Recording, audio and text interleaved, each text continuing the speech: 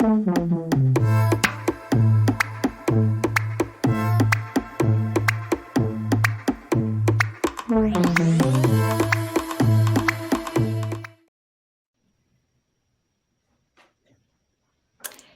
everyone, and welcome to today's roundtable session. I'm Ellen Smoley and Head of Marketing here at Iron Horse. This is our third and final roundtable in our series of 3, where we are taking a closer look at key growth challenges identified in our recent survey, which will be linked here in the chat.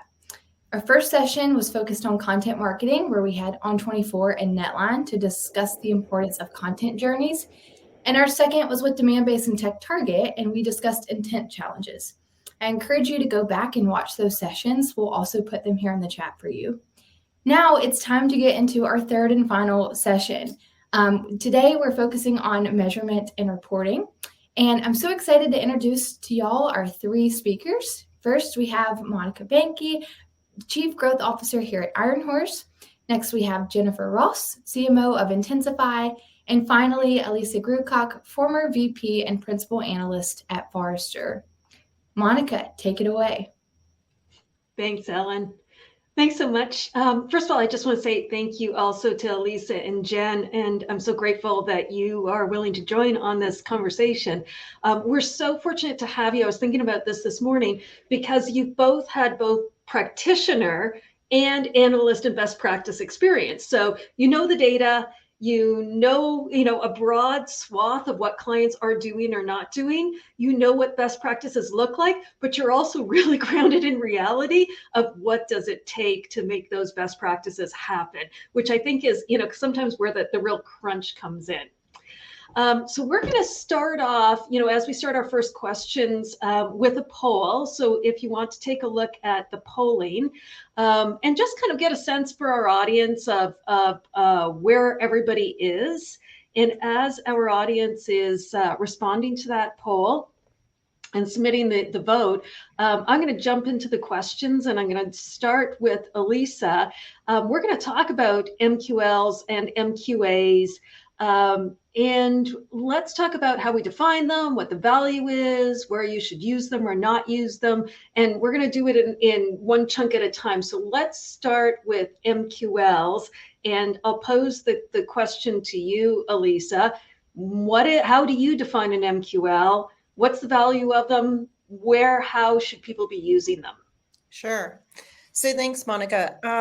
MQLs are typically, I think for most organizations, going to be an individual who is engaging with your company's products or solutions, right? So that might be somebody who's downloaded a white paper. It might be somebody who's scanned a badge at an event. It might be a number of those things. And sometimes an MQL will be, a scored, situation where somebody has taken a number of activities and the volume of those activities for that individual gets measured. That's how most of the clients that I've worked with, and there have been hundreds of them over the years, that's typically how they are defining an MQL. And there's some real challenges with that, right? Because first of all, you're looking at an individual as opposed to a group of buyers. And so when we think about the ultimate impact metrics that we all care about, which is pipeline and bookings, that's what our sales teams care about, and it's ultimately what our executives and the market cares about. There's a pretty big chasm there between one individual, even if they've taken a lot of activities with you, even if they've engaged a lot, getting from that to we've got, a number of buyers engaged, people with the key roles, economic decision makers, influencers, a champion in a deal. So MQLs kind of ignore that buying group, dynamic. That's very, very important. And it also ignores this notion of an ICP. Right. So an ideal customer profile starts with what accounts do we care about, but it also works its way to within those accounts, what are the buying centers that we care about? What are the teams or departments that we need to be selling into? And what kinds of attributes do those teams or departments have? So moving beyond just the firmographic things around vertical industry and the company size and those sorts of things to what is the kind of department we want to be selling into, and then that buying group again. Who is the group of individuals that we need to be engaging so that when we pass something along, to sales, it's something a lot more robust than what an MQL, typically has. Yeah. Elise, that's Jen. I couldn't agree more. And when you say more robust, I think of when it's an MQL and it's an individual. Sometimes an MQL is, as you said, somebody's done something, right? You've scanned a badge in an event. You've done something, but you may be never going to convert. And if BDRs and sales reps do follow up on those leads that aren't likely to convert, that's the kind of thing that leads to a reduction in productivity. It leads to misalignment, and sometimes even, and I think all of us have been in organizations where we felt this, even tension between marketing and sales. So it's interesting, right? When you think about, okay, well, does an MQL even have value?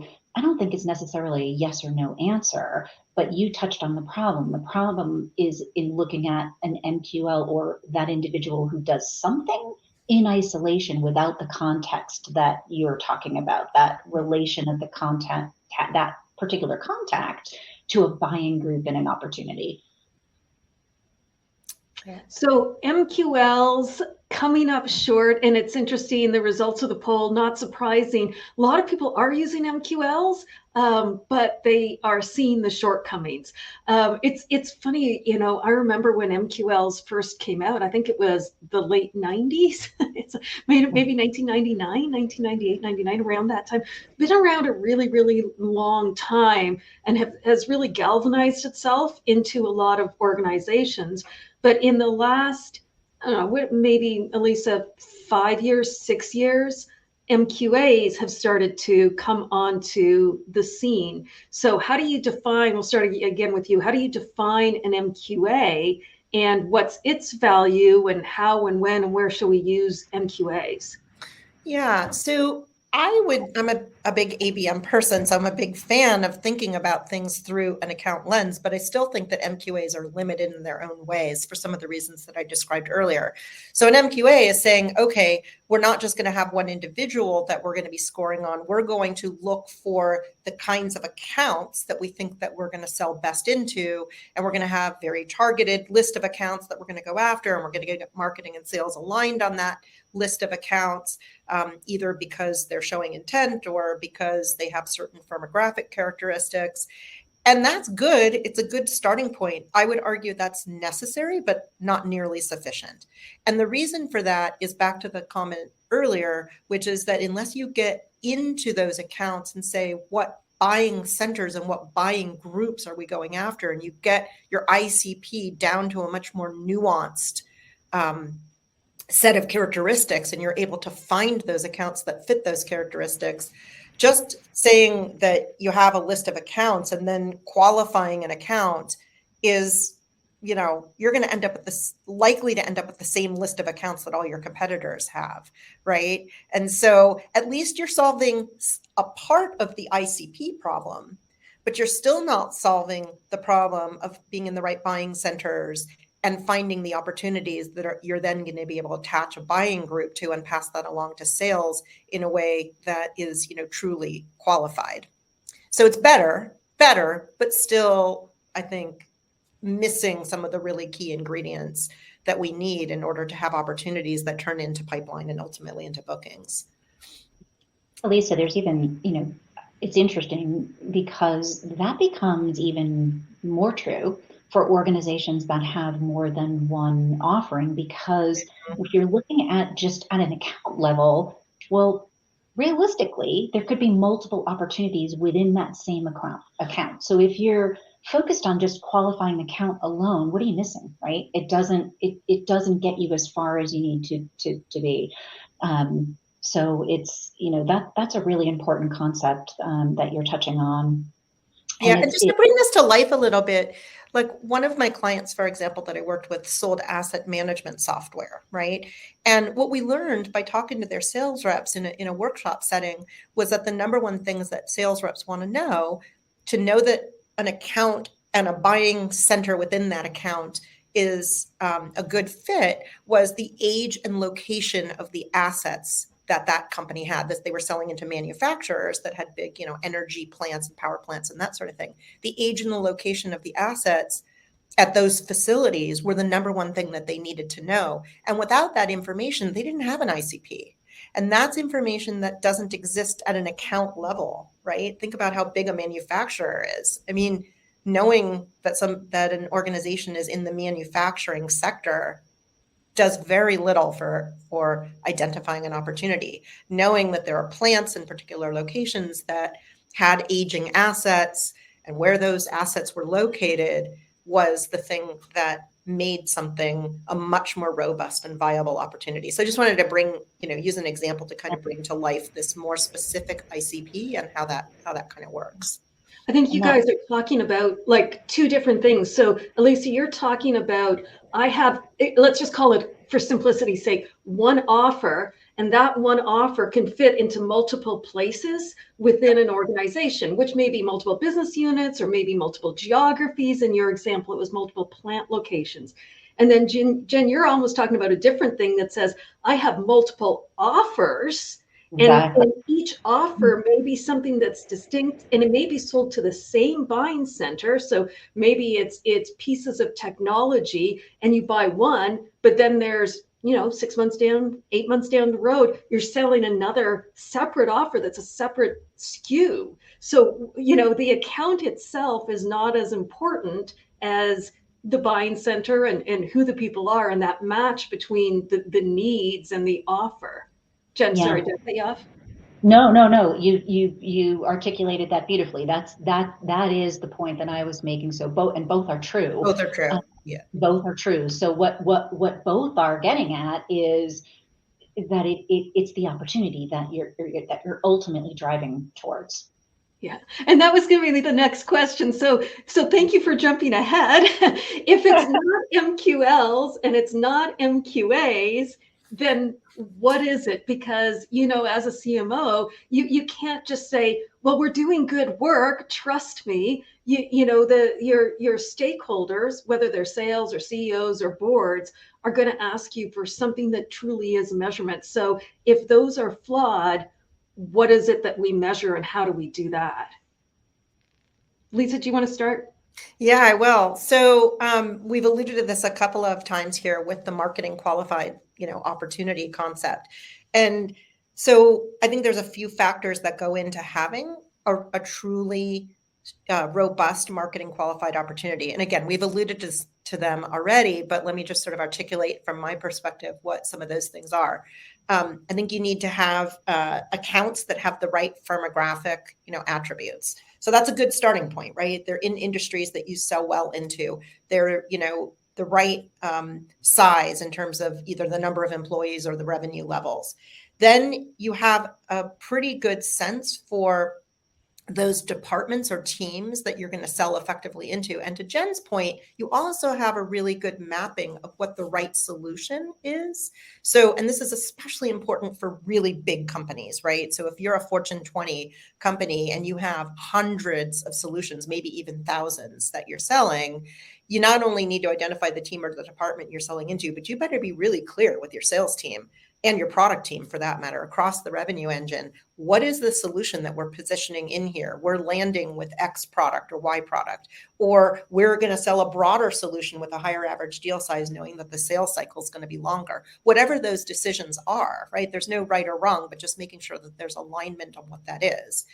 That's really critical, to an opportunity. And then, having the right buying group members attached, right? So back to that, individual versus the buying group. So making sure that you're looking at all of the different individuals within that buying center that are engaging with your product with a special focus on economic decision maker, the person who has the budget to purchase your product or your solution, a champion, right? Who's the champion in a deal, knowing what job title at least a champion has and being able to find that person and make sure that person's engaged, the person who's going to go through all the evaluations and get everybody on board and hopefully choose you over a competitor and do all those rankings and ratings. So those are, I think, the characteristics that make for a good opportunity. And then the last thing is the usual budget and, length of time when a purchase is, we used to call it the BANT criteria when I was at HP, but they call it different things now. But kind of that whole idea of, hey, I'm ready to move now. I have a budget. We're going to do that within the next 3 months or 6 months or whatever the time frame is. I think it's all of that put together that then should be put into your Salesforce automation system as a robust, set of criteria and information that you then pass along to your BDRs or to your outside sellers to take and move forward. And those are the kinds of things they're going to get excited about, not somebody who scanned a badge at an event once, right? So this is, now we get to take this really hard turn, Jen, that goes from the analyst best practices, because I agree with you. I think that's kind of like the ideal state in the ideal world, and whether everybody's completely defined it or not, it sort of kind of makes sense.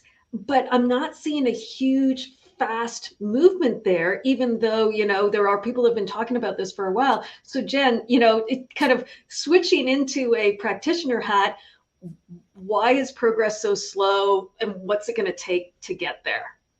Monica, it's perfect timing for me because I'm in the thick of it right now at Intensify, trying to do just this. And let's be honest, taking the approach, it's a big change for any organization. I know it's a big change that we're dealing with in our own organization. If you think about this is something that our former colleagues and friends from over at Forrester talk about when they talk about the revenue waterfall and making this change. It changes the accountability for sales pipeline, and that's a big deal. So making that shift from having the emphasis on MQLs to marketing qualified opportunities has to start with education, or call it socialization, about why should our organization be making this change. Monica, you said earlier, and it's funny, I went looking for the date of when did we first start using MQL.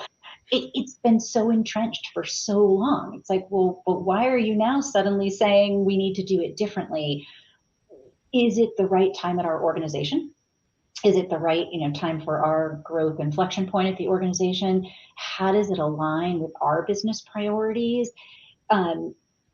Is this a change that's critical for the organization's success? What's it going to address for us? What's the risk if we don't do it? It's a mindset shift. Everybody has to be on board. And I can tell you from personal experience, it requires a lot of resources because there are changes to existing systems and processes needed for this to work successfully. You're changing how the opportunity object in your Salesforce automation is defined. And then there are the additional insights that Elisa talked about, the ideal client profile attributes, the new scoring models. It's a transformation. So getting there requires the same kind of structured approach that you would take for any kind of big transformation. And it's, it was going to require things like the right level of executive sponsorship. Now, I see that as my role at Intensify to bring in the why this, why now, and guide the team through this change. But you also need strong project management, resources for marketing operations, sales operations, revenue operations, if you have that kind of structure in place. Because this whole idea is moving more towards that concept of revenue operations. And it's an approach that benefits greatly from having access to buyer intent signals. And I don't bring that up just selfishly because that's what we do at Intensify. I bring it up because it's an important part of one aspect or one input that you would look at. And we did a survey at Intensify earlier this year, and out of about 600 or so senior B2B respondents using intent data, only a third of them said that they felt they were using it in a strategic and measurable way. So there are a lot of things, a lot of factors that come into play, and a lot of things that have to be revisited, new things put in place. So, that takes time. You mentioned a lot of stuff in there. It's a lot to unpack. But if we we could probably split it into two huge categories. One is things that you use the word mindset. It's like changing the way you think about it, you believe it, you culturally, it's stakeholder management, all of those kinds of things. And then there is things that are more operational. So it's the technology, it's the way you use your data, etc. Of those, which is easier, which is harder, and where do you start? And Elisa, jump in if you have a view on this. Oh, you're on mute, Elisa.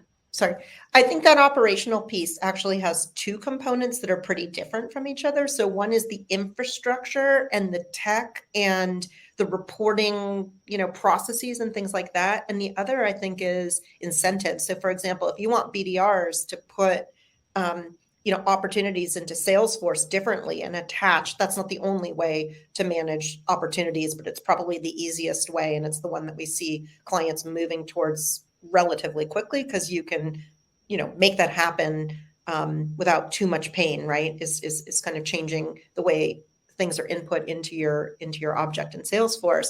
But that's a change in behavior. That's a change in incentives. It's a change in sort of it's the people stuff, right? Versus the infrastructure stuff, people and process versus the infrastructure stuff. So it's almost like there's three buckets in my mind, right? There's the executive management sponsorship stuff. There's the infrastructure and tech investments, truly operational stuff. And then there's kind of the behavior and incentives for the people on the ground and the processes that have to change with people's behaviors, right?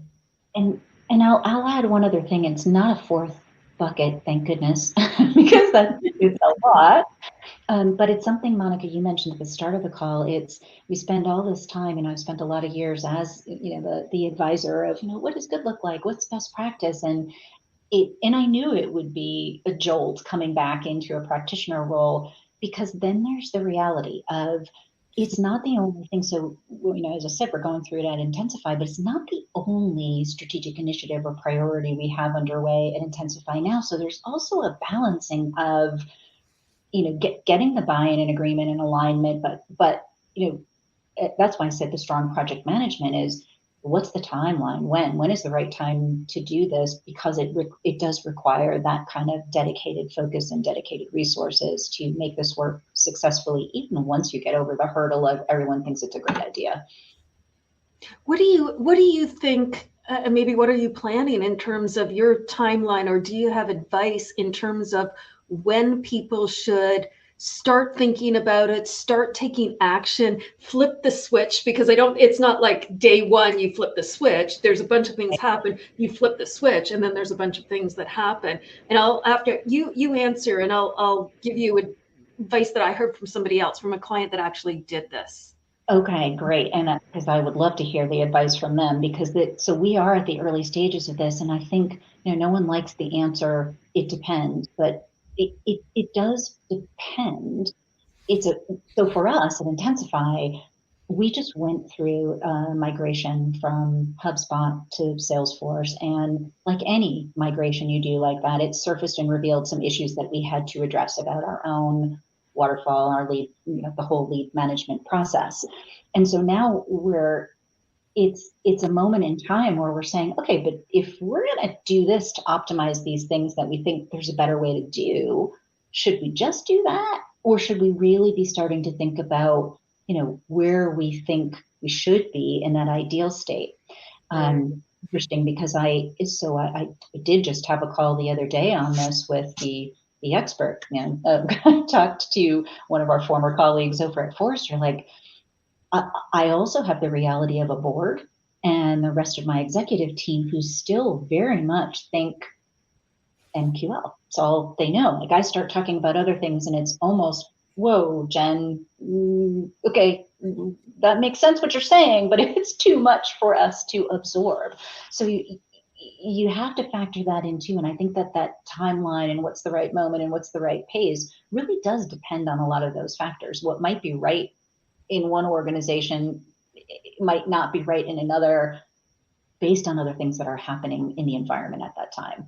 So for me, it's looking at how can I keep the measurement that we have in place show the executive team and the board and the investors the things that they still want to see, and start to educate them along the way as we make those changes in our systems. You can still give them answers to those questions, because you're not throwing away the idea of a marketing qualified lead. You still need to bring in contacts who have done something. What you're changing is the emphasis on what the most important things are that you should really be measuring and looking at as an organization. Yeah, it's the company that's in my mind. There were a couple of similarities. One was there was a trigger event. So that's, something that kind of said, hey, because something else is changing, let's just take a look at this. Now, you may force your own trigger event to just say, our results are not what we would like them to be, or we've got some extra resource right now and we can put it at that. So you could create your trigger event, or maybe external. And I think the other thing that I was wondering if you were going to say is the same thing that they found is they said it wasn't a replacement, it was a net add to. And they actually had to, kind of keep all of the measurements that they had been doing for another 6 months till the year rolled over with this new one. And they used that time period for the socialization, for getting everybody comfortable with it. So it wasn't a moment in time where it's like changing shifts at the GM plant. It's like everybody goes and everybody comes. It was a fairly extensive overlap. It was like a 6-month overlap. And it sounds like you're kind of heading in that same direction. Right. So I think that that's a good planning thought for people. The other thing I wanted to pick up on, which I think is really important, is we talked, and Elisa, you started at the beginning talking about the shortcomings of MQLs. And I think that, after what you said is we still need that measurement. It's just we shouldn't have expectations of that measurement like we used to in the past. And the language, marketing qualified lead, it means something to people that it probably shouldn't mean. But what it is you're measuring in that metric should still exist. So I don't know if that's a changing the language or changing the definition of what that means, or adding something to. I think for each company, how you unpack the socialization of it is going to be really important. But it sounds like, by the time you think about this, start to take the activity, add the resources in place, run in parallel for a while, you're going to end up, probably with an entire fiscal cycle. And I don't see that because it's necessarily going to take that long, intensely to do all the work. It's just the time for people to absorb, and the regular planning and fiscal cycles of setting plans and tracking to the plans that you set and all of those kinds of things. I think the thing that kind of goes along with that, and I think I'm stating the obvious, but the idea of a pilot, right? So that you can, somebody in the chat is sort of saying this side by side, and then aligning with the existing state and the desired state, which has kind of been the theme of the last few minutes. Is it possible to start to roll things out and put a microscope on that and have champions and folks, especially in sales, right? Because that's where so many clients that I've worked with in the past run into trouble, is when they pass along things that they call MQLs or whatever they call it, right, that aren't fully qualified. They're not the kinds of opportunities that sales feels like they want to be on the receiving end of. And then those just sit in a black box in the marketing automation system. And there's a lot of finger pointing about, you're not giving me quality, leads, and well, you're not following up, and that's where you get into all that kind of stuff. So, the idea that you might want to keep your existing system in place, but then put a pilot in place, cherry pick some of your more innovative reps or sales teams, sales, managers, and say, hey, let's start to transition, work with your ops team or whoever you need to get involved in that, right? To start making some of the changes and then showing the kinds of results that you can get, and building people who are visible sponsors and champions for the change. I don't know. That's just an idea that might be helpful to some people in the audience. It's interesting when as we've had this discussion, it seems if I had to make a hierarchy of this, it would be kind of the mindset or cultural change, the process change, and the technology. Like neither of you are bringing up that, oh, the big problem is we don't have the tech to do this. It feels like, the technology has come a long way, certainly since when we started with MQLs. A long time ago. Would you guys agree with that? That existing technology, for the most part, will get you most of the way there. Maybe it's not perfect, but it's probably not the biggest hurdle at this point. I think that's fair to say. I mean, I'm sure we have folks on the call who have different systems that will say not ours. I think that's fair. I think we're in the midst of it and having to do alignment and mapping of, okay, in this system it's this object and in this system it's that, but it's not, that's not the insurmountable part. It's really getting everybody's agreement on making those changes and then kind of revisiting the service level agreements you have on those things. When does it, just as Elisa said, it's what is the right score, what is, when will sales be comfortable? It's the same conversation we always had about a marketing qualified lead. We're just now recognizing what we knew intuitively back then. It's not that one person and one contact making the buying decision, but the philosophy of what we're doing isn't really that earth-shatteringly different. I want to switch gears a little bit. We've been talking kind of in a more context around MQLs and MQAs, which is kind of a demand management or an ABM management or a pipeline management kind of conversation. But just for a moment, I want to explore opening the aperture and saying there's measurements that are outside of that. And let's just talk a little bit about what companies need to do to think about a more holistic view of measurement. And, even philosophically, is measurement something that's strategic or measurement that's operational? Is it both? Is it how many do you need? Kind of that whole bucket of things. So, Jen, do you want to kind of start us off on this kind of little segment and see where we go? Sure, because this is I have a visceral reaction, like, is it strategic or operational? For me, it's both. You can think of it, or at least the way I think about it is, it's the why we are measuring and the what we are measuring should be strategic. And that's part of what I see as my role, or the role of a CMO, is to be ensuring that your measurement efforts reflect the needs of the business. Like, what questions about marketing impact and value are we going to be asked by the business? And that clear goals and objectives are set for anybody in the team that's going to be leading those measurement efforts. What needs to be measured for us to demonstrate value and impact?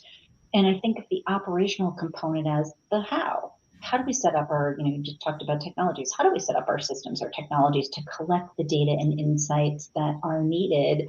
And how do we literally build and then distribute those reports to the different audiences that we serve? And, in terms of like, okay, how many measurements do we need? Depends on the organization's plans and objectives, and measurement requirements will evolve as the company evolves and grows. And, that connects back to an earlier part of our conversation too, with, start with what's your goal and objective with measurement? What are we being asked to achieve? What will I need to know to measure my progress against that goal? It's then also the reality of what we can actually measure today, and what we'll have to address to measure different things down the road, because measurement is a journey. It is a journey. Elisa, what's your view? I mean, you've done a ton in the measurement in the demand and ABM space. How do you see that? Two questions really. Where is that in terms of priority, and how do you see that kind of blend into the holistic measurement? So, I would say, I think if you take a step back, I think holistic measurements probably need to have a very, for lack of a better word, top of funnel brand awareness, kind of a metric. You don't typically get into that with demand and ABM, but that's really important. Like if you don't have, and that's share of voice is kind of the gold standard there, right? So, are you a category leader? Are you struggling to, be on the short list for RFPs, all that kind of stuff.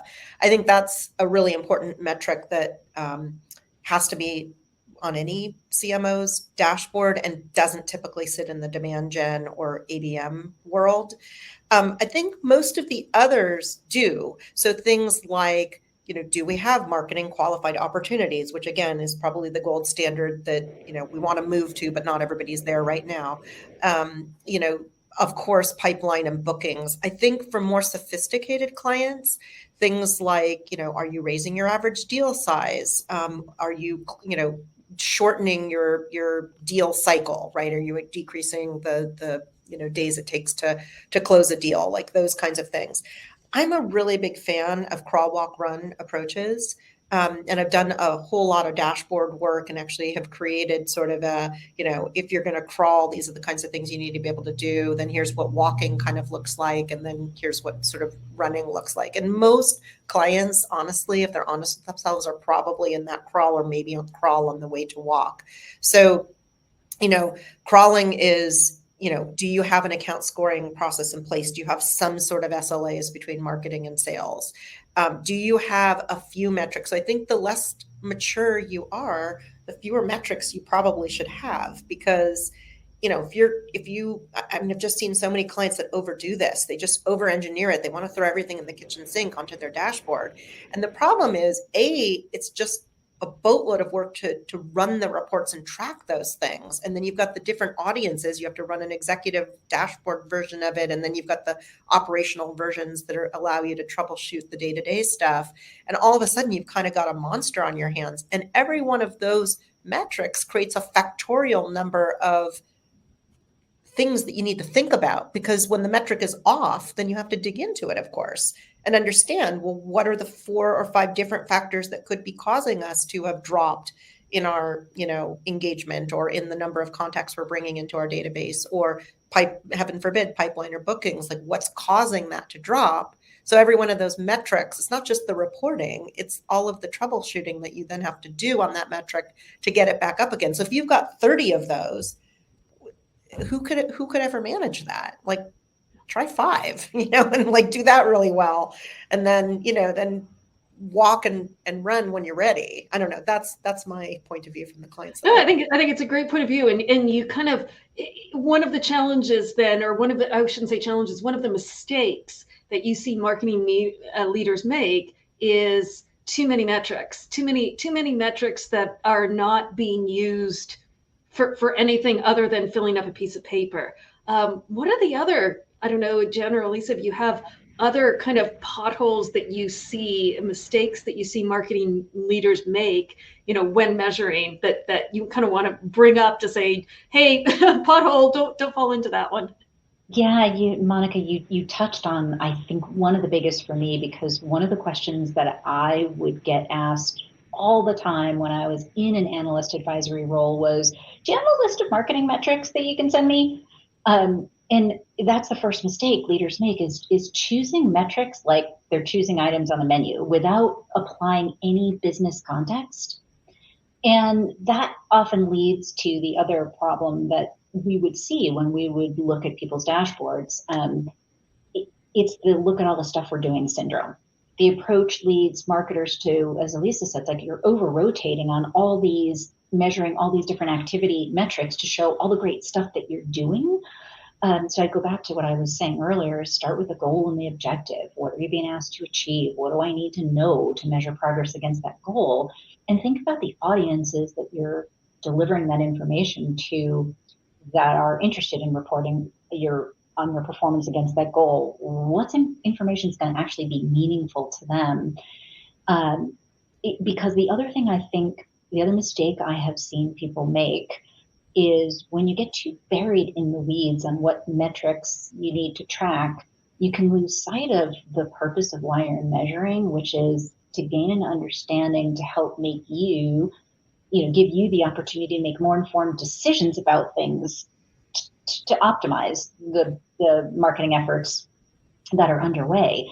You forget the purpose and get so hung up on just the measurement itself. And you don't want to lose sight of that. Don't forget the point is to enable better decision making. Hey, Monica, I would sort of add, having said that people should probably reduce the number of metrics they have, I also think you don't want to go too crazy with that. And the reason I say that is I think it's important to have metrics that are kind of across the buyer's journey. So something that shows that, the brand awareness, that thought leadership, that you're getting that, you're raising your share of voice, right? Something that shows, let's call it middle of funnel kinds of things, marketing qualified opportunities, meetings that have been captured if you have a big BDR organization, those kinds of things. And then tying that into, things like pipeline and bookings. And the reason I say that is I've seen so many clients that do a lot of the activity metrics at the front end, right? Very operational activity metrics. And then they point to pipeline and bookings and say, hey, we're doing really well. And they lose a ton of credibility with sales when they do that, because it's like too much of a chasm there, right? And you're not going to fix that with reporting. That usually is a sign that there's some sort of alignment that's a little bit broken. But I think the reporting where you're doing very top, activity level, top of funnel reporting, and then pointing to, pipeline is just, it creates a lot of credibility problems. So I think you need to have the sandwich in the middle there somewhere where you're able to tell a more compelling and cohesive story. That doesn't mean 30 metrics, but I think you need to have enough that you can sort of tell a story across a cycle. Do you know what I mean? Yeah, I think it's great advice to say if you think about the buyer's journey, which may be shorter, maybe longer, depending on your solution and your target audience. But I think that's really good advice to think about it that way. I'll throw in my couple of like pet peeves from when I was a practitioner. One is putting numbers on without a goal. So it's like, we got 12. Well, is 12 good or bad? Or I have no idea. Not wherever possible doing trending and tracking. So it's like, we got 12. Well, is it twice as much, half as much? It's like, where is it compared to both the goal and compared to where you were before? I think those are two really important things that sometimes people miss. And then the last thing to combat that proliferation of metrics. Sometimes people need them for operationally, but for every time you show an audience, I always like to ask people, what decision have you made based on that? Or what decision will you make based on that? And if the answer is none for month after month, it's almost like, clearing out your closet. I haven't worn it in a year. It's time to get rid of it. And kind of applying the same sort of philosophy to the metrics. I remember getting literally a novella on web metrics. And I'm like, are we making decisions on this? Well, no. Well, why are we producing this huge thing, every month? If we need a piece of information, let's dynamically go and get it and just save all of that time. So those are my little tips from my practitioner days. It's making me think of the Marie Kondo. If it doesn't bring you joy. Yeah, if it doesn't bring you a joyful decision, then don't do it. I wanted to take a little side trip. Let's take just a really short side trip into revenue operations. A lot of companies, we're talking about marketing operations and marketing measurement, but a lot of companies are thinking about revenue operations. What changes? Does anything change when you're thinking about revenue operations versus marketing operations? Elisa, you want to? Sure. I don't know that the metrics change particularly. I think the metrics are roughly the same. They're the ones that we've been talking about throughout this call. It's sort of, it's brand awareness, and it's, your marketing qualified opportunities, and it's your pipeline and your bookings and those sorts of things. What I think does change is some of the process pieces, right? So when you start to put those functions together, and I think we were talking about this when we were prepping for this call, you start to put those organizations together, and you just need to be really clear on who's driving what, and what it's not just about the org change, right? It's about, what is it that's different about how the organization needs to function and the decisions that we're going to make, as opposed to, we've now put these two functions, reporting up into one leader. um, that's going to create a lot of problems for you. So I don't think it changes the actual metrics, but I do think it can change. And the promise of it, of course, is that everybody gets aligned around what the whole organization needs to measure, right? So you get out of that finger pointing stuff. I think that's the reason that a lot of organizations are trying to move towards RevOps, is to say, we'll have a more cohesive, more comprehensive way of looking at the accounts we're going after, how we engage them, the handoffs from marketing to sales. And so I think that's the promise of it. I've heard mixed things from people. I'm curious what the two of you and even if the audience weighs in, what are people experiencing around this? I think we're finding is there's a lot of focus on the org change, and some of the promise of what RevOps could do is getting a little bit lost in the sauce. So, Elisa, you said something when we were prepping for this session that I loved, which was you made a reference to it being like an acquisition merger gone wrong. And that resonated with me because organizations move to this RevOps model with the best intentions, just like mergers and acquisitions happen with a vision for the power of combining these entities, and in this case, marketing and operations teams. But like anything else, the devil's in the details in the integration of the two, like it is with an acquisition. And I recently had a conversation with a couple of other CMOs that I had the pleasure of, having some time with on an event we went to recently. And just coincidentally, this topic came up. All three of us happened to be chatting about the fact that we're in our revenue operations model. Ours at Intensify is newer, and they were sharing some of their thoughts about what had happened in their organizations, and both said very similar things. To your point, it's who would argue with the concept, right? It's, this all sounds really good, but what happened in both of their cases were that, sure, revenue operations was working closely with sales and with marketing, but they were still doing it in silos. Like, oh, okay, I'm capturing requirements from marketing and I'm doing this. I'm capturing requirements from sales and I'm doing this. And what never ended up happening was that idea of connecting and unifying sales and marketing. So it's a great model in theory, but I think organizations underestimate what it takes to implement. I would call it, just like we were talking about the change of the MQL to looking at opportunities, it's another type of transformation. Yeah, I think I agree with you, and my personal view on this is too often people think of it as an org change, and I think the org portion of it should be the last decision, not the first decision. The first decision is, what is it that's separate that needs to be aligned? Like, is it we're working off different data? Are we addressing different metrics? Is it really we're trying to solve the you have crappy leads problem?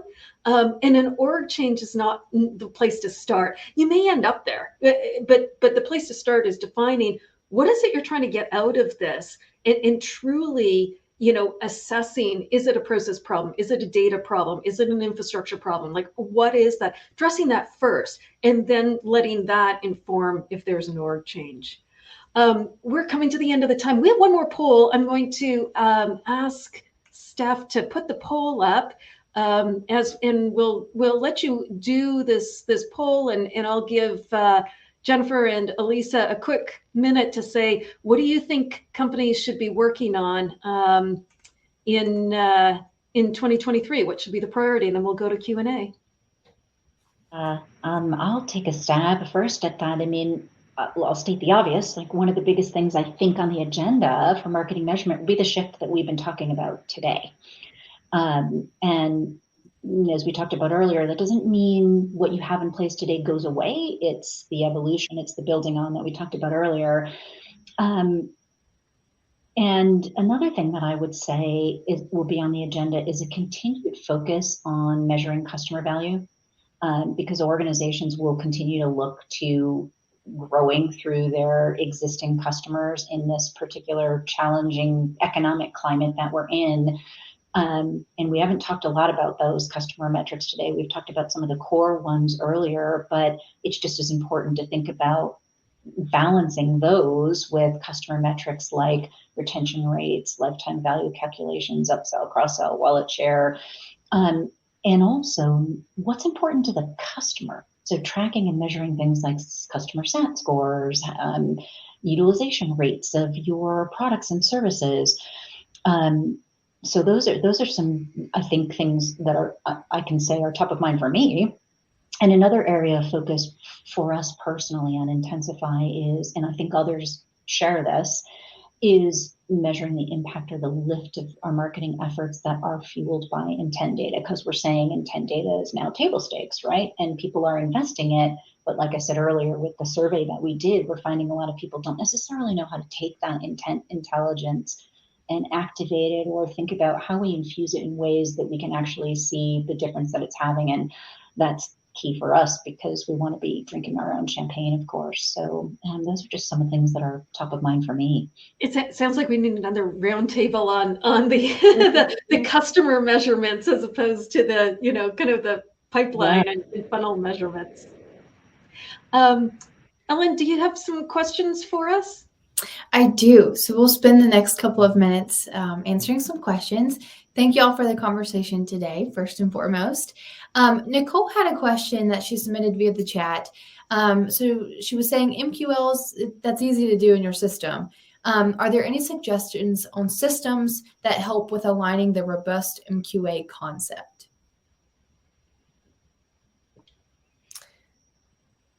Do you have So I'm yeah, Lisa, because my brain is going in a couple of different directions on that one. The first, I think, just because I live and breathe it every day now at Intensify, is I'm first thinking before even the systems, when you're looking at something at an account level, is where, you know, the intent data aspect of it can become, you know, is really important, because you can see activity that might be happening at an account level. So you don't have the contact level, but you have an account level in a particular geo that there might be some activity going on, and you start to marry that with other intelligence that you have. So I'm not sure if the specific question is getting at, then there are technologies like ours that will enable you to act on that intelligence by doing things like display advertising and content syndication and, you know, things like that. But I'm not sure if that's getting at the answer to the question. I'm not sure it's a systems fix. I hate to say. I mean, I wish that that it was a technology investment that would help with this, but I don't think that it is. I think it's more of a process set of fixes than a systems or technology fix. So I think it's things like having BDRs that then, that take intent data. It's, putting intent data together, like back to your point, Jen, about the fact that people don't think they're using it strategically. So how do we package up that data and get that to the folks who need to act on it in a way that's digestible for them? But, I don't think there's a system that you can buy that's going to do that. I think that's, you might find some ways to automate the creation of reports, but I don't think that's a systems fix. I think that's a process fix. And same thing with BDRs, putting opportunities into your Salesforce automation system with multiple buying group members attached. I don't know that there's any shortcuts systems wise for that either. I mean, maybe there are some things that operationally can be done to make sure that all of the customers that are in a particular department get somehow, attached to each other behind the scenes. But that's probably about the best you can do. I think it's more process fixes than systems. But that's so it sounds like from a technology perspective, chances are that most companies out there already have the technology that they need, at least at the core basis. Yeah. It's maybe some skills of how to use it that if you don't have, either an agency or your vendor can help you get there, to use the technology correctly. And then to your point, Elisa, it's then the people have to have it. The processes have to be mapped, but it's probably not go out and buy something. I think that's right. Perfect. Thank you. So y'all started to talk about the second question that we have here, and that's what are some of the first steps I could take in my company to shift away from MQLs? So Elisa, you started to go there. Jen, Monica, do you have any additional feedback that you can help to answer that question? It has to start, I think I said it earlier in the session, it's worth repeating. It has to start with educating, like why it's every big change that you make in any organization starts with a trigger. Like, what's the trigger in our organization right now to start talking about this? What's the why why should we make this change? Because again, it's not like Elisa used a good phrase earlier, like you can't just flip a switch and make it happen. So there has to be education and socialization of them, just like you would do for any other big change management project or any other transformation going on in the organization. And, depending on the person who has the idea that I want to drive this change, you'll need executive sponsorship to do that. I think a good step can also be like putting an assessment in place. And there's some, organizations and agencies that can do this, or you can kind of come up with your own internally, but saying, okay, there are 5 or 6 different categories that need to be addressed if we're going to make this kind of transformation. It's some of the systems things. It's maybe some incentives with your sellers. It's some of the process issues, right? There's probably 4 or 5 things that are really critical as you get this kind of thing underway. If you're going to run a pilot, let's say, what are the things that we need to really begin? What are the conversations we need to have? And then just assess yourself, be honest, like get a group of people together, a Tiger team together, and assess yourself honestly on how you're doing in each of those key areas. I think that's a really, important starting point. So then you kind of know what you're solving for and where your low-hanging fruit is and where your bigger nuts are that you have to crack. Yeah. One of my favorite sayings, you guys know it because I say it all the time, is you're not going to buy a better mousetrap if you don't believe you have a mouse problem. And if MQOs is a better mousetrap, people have to understand what the shortcomings that you have right now is. Now, the problem with that is for marketing organizations, especially CMOs, it's really hard to march up to your CEO or your board and go, hey, you know what we've been doing for the last 5 years? It's wrong. It's not a fun conversation. So I think that, what Jen was saying earlier about this is an evolution. We're going to keep this measurement because it adds value here. We need to, but we're missing this other value. And that's the better mousetrap is filling in the gap, as opposed to saying we've been doing it in a horrible way, because that's just a really hard thing. In some organizations, you can do that. But in some organizations, that's a very difficult conversation to have. So I think that the way you posture that conversation is important. But I think all 3 of us have said the same thing, is you have to start with the convincing part. And then I think you're right, Elisa, is once you've convinced people, kind of philosophical, have a plan. And it may start with an audit that says, here are the things that we have to do. Thankfully, it's probably not got a technology, budget associated with it. Right. Well, I love the mousetrap analogy anytime that's used. So thank you, Elisa, Jennifer, and Monica. Thank you so very much for your insights today. Thank you all to joining us and for our last roundtable in our series. We'll see you in the new year, and we hope that you all have a great holiday. So thanks, everybody, for attending today, and we'll see you at the new year. Thanks, Ellen. Thank you. Thanks, everybody.